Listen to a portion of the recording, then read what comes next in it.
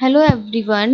Today we are discuss about the FMS sheet flow management system sheet. So before the discussion of sheet, the two important things is very important to know. The first thing is master flowchart creation. Here you know that कि किसी भी work को करने के लिए हमें एक smooth process की नीड होती है. सो यहाँ पर भी सेम थिंग है कि पहले हमें प्रोसेस 1 करना है, देन प्रोसेस 2 करना है, then process 3, process 4 and process end. तो हमें यहाँ पर भी एक प्रोसेस के अकॉर्डिंग ही वर्क करना है. नेक्स्ट हमारे ये 4 वर्ड्स हैं जो बहुत इम्पॉर्टेंट है शीट को समझने के लिए, शीट पे वर्क करने के लिए एंड शीट को फॉलो करने के लिए. Work has to be done कि वर्क क्या है जो करना है. वो विल डू इट, इस वर्क को कौन करेगा. How will it be done, और ये वर्क कैसे होगा. And then when will it be done, और वर्क कब होगा. सो ये 4 वर्ड्स हैं जो बहुत इम्पॉर्टेंट हैं. और नेक्स्ट हमारी ये शीट है civil order to dispatch FMS unit 1. Unit 1 इसलिए कि हमारी 2 यूनिट्स हैं, unit 1 and unit 2 tube plant. So यहाँ पर यूनिट 1 इसलिए क्योंकि हम यूनिट 1 की बात कर रहे हैं सिविल ऑर्डर टू डिस्पैच. सो आपको ये नेम से ही क्लियर हो रहा होगा कि हमें शीट में किसकी एंट्रीज करनी है, किसका रिकॉर्ड मेंटेन करना है. हमारा ऑर्डर आने से लेकर उसकी डिस्पैच तक का इसमें हमें सारा रिकॉर्ड मेंटेन करना है. तो मैंने आपको वो 4 वर्ड्स बताए थे, वो आपको यहाँ पर मिलेंगे. ये वर्क क्या है, एंटर इंक्वायरी. जो भी हमारी इंक्वायरी आती है वो हमें इसमें डालनी है, इसमें एंटर करनी है. और कैसे करनी है, by G form means by Google form के थ्रू करनी है. और कौन करेगा इसको, CST टीम करेगी, मीन्स कस्टमर सक्सेस टीम करेगी. और व्हेन, और ये वर्क कब करना है हमें, कम्युनिकेशन विद कस्टमर. जब हम कस्टमर से कांटेक्ट करेंगे, कस्टमर से बात करेंगे, कस्टमर हमें ऑर्डर देगा, देन हमें यहाँ पर हमारी इंक्वायरी एंटर करनी है. हमें इस बाय गूगल फॉर्म से हमें ये एंट्री करनी है. For example this step here, ये फॉर्म है हमारा जिसमें हमें हमारी इंक्वायरी एंटर करनी है. फर्स्ट इज हमारा item name, second item code हमारा, नेक्स्ट इज आइटम न्यू और एक्सिस्टिंग. हमारा आइटम न्यू है या पुराना है. नेक्स्ट पार्टी का नेम कि किस पार्टी ने हमें ऑर्डर दिया है. देन पार्टी का कोड, देन ऑर्डर क्वांटिटी कि हमें कितनी ऑर्डर क्वांटिटी कस्टमर ने हमें दी है जो हमें प्रोडक्शन करनी है. नेक्स्ट डिस्पैच डेट कि कस्टमर को ये ऑर्डर अपना कब तक चाहिए. और next which type of order कि वो ऑर्डर किस टाइप का है, PO टू SO डिस्पैच है, SO टू PO डिस्पैच है, ईमेल या SO डिस्पैच है, या other. PO purchase order, SO sales order. Okay. Next हमारा PO number, purchase order number. Next item specs is okay और not, means जो इस item को बनाने के लिए सारे मटेरियल्स अवेलेबल हैं या नहीं. नेक्स्ट चेंज आर्ट वर्क, इस जो भी हमारा आइटम है उसको क्रिएट करने के लिए उसका आर्ट वर्क चेंज है या नहीं है, उसकी entry. Next customer part number कि कस्टमर का एक पार्ट नंबर होता है जिससे हम उस आइटम को आइडेंटिफाई करते हैं. Then enter the customer part number.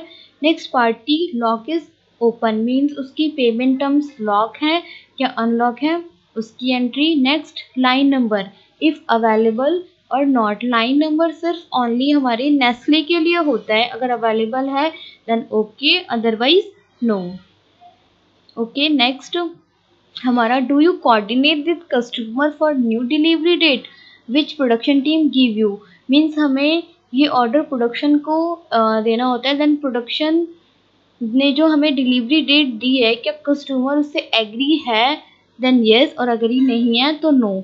If customer agree with delivery date और give you final delivery date then enter final delivery date. अगर कस्टमर एग्री है और तो हमें फाइनल डिलीवरी डेट एंटर करनी है. Next if customer not agree with new dispatch date then close the order. अगर customer agree नहीं है तो वो ऑर्डर हम क्लोज कर सकते हैं.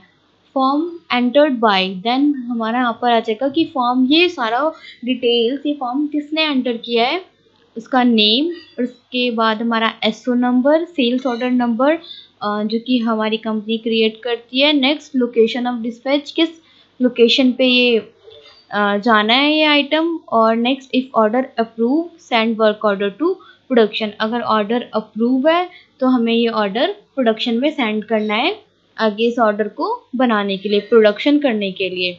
और इसमें जो भी हम फिल करते हैं इसको हम सबमिट करेंगे तो ये हमारा सारा डाटा हमारी इंक्वायरी टू एसओ शीट में आ जाएगा।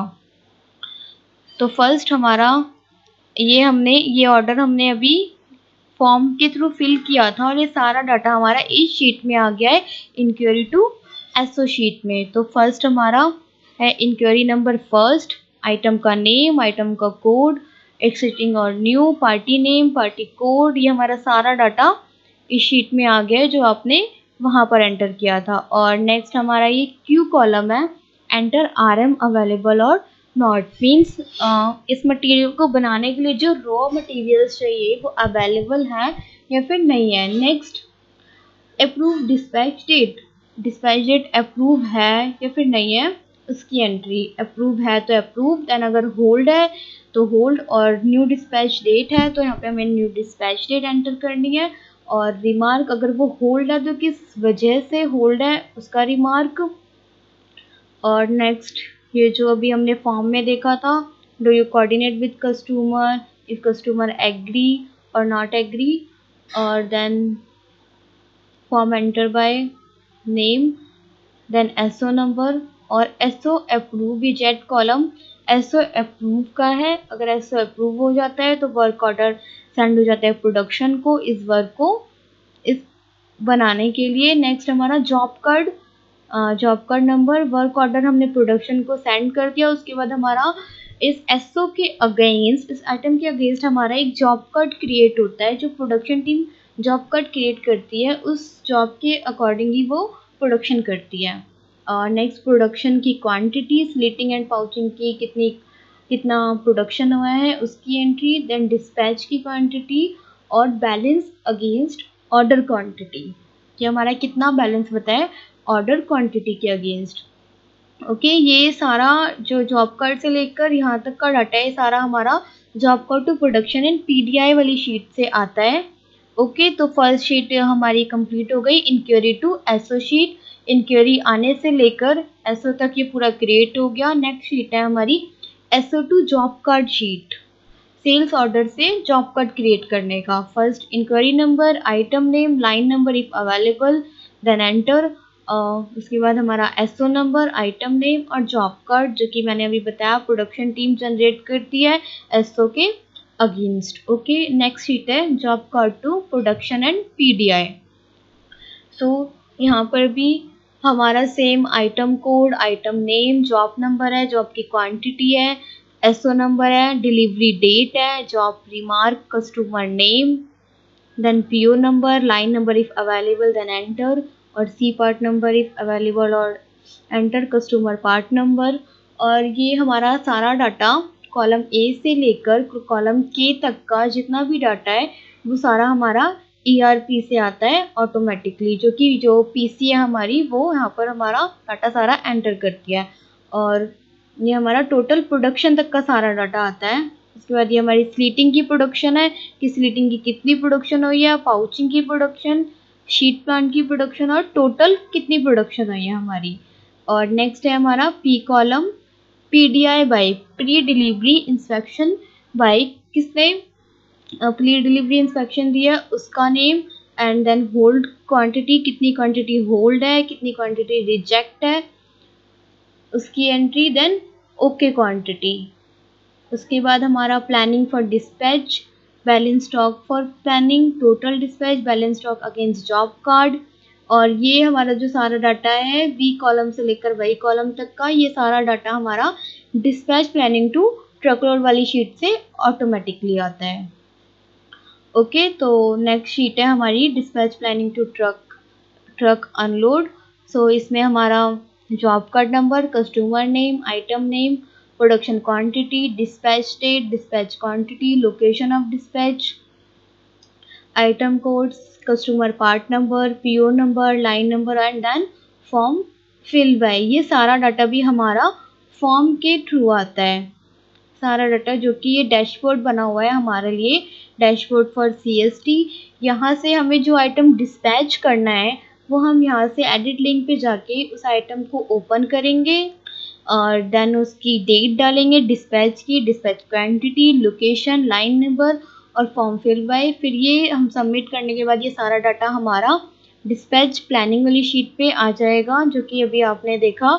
और इसके बाद हमारा M कॉलम है जिसमें हमें COA की एंट्री करवानी है, सर्टिफिकेट ऑफ एनालिसिस की एंट्री। देन हमारा अरेंज व्हीकल है, अरेंज एंटर व्हीकल नंबर की एंट्री की जिस भी व्हीकल में वो मटेरियल हमारा गया है उस व्हीकल नंबर की एंट्री, और पैकिंग लिस्ट की एंट्री, और ट्रक लोड की क्वांटिटी कि ट्रक में कितना लोड हुआ है हमारा। उसके बाद हमारा इनवॉइस नंबर। ओके, देन हमारी शीट कंप्लीट है। और हमारी जितनी भी इसमें एंट्रीज होती हैं सारी हमारी फॉर्म के थ्रू होती हैं, PDI, hold, reject, okay quantity और हमारी COA की एंट्री। ये सारी एंट्री हमारी फॉर्म के थ्रू होती हैं। जैसे कि PDI का फॉर्म है, हम इस लिंक को ओपन करेंगे तो यहाँ पर हमारा होल्ड की, रिजेक्ट की और PDI की एंट्री। सो इसमें जितना भी डाटा है हम सारा फॉर्म के थ्रू करते हैं, हम इसमें शीट में कुछ भी करेक्शंस नहीं करते, सारा डाटा फॉर्म के थ्रू ही एंटर होता है। ओके, सो हमारी सेल ऑटो टू डिस्पैच शीट कंप्लीट हो गई है एंड थैंक यू।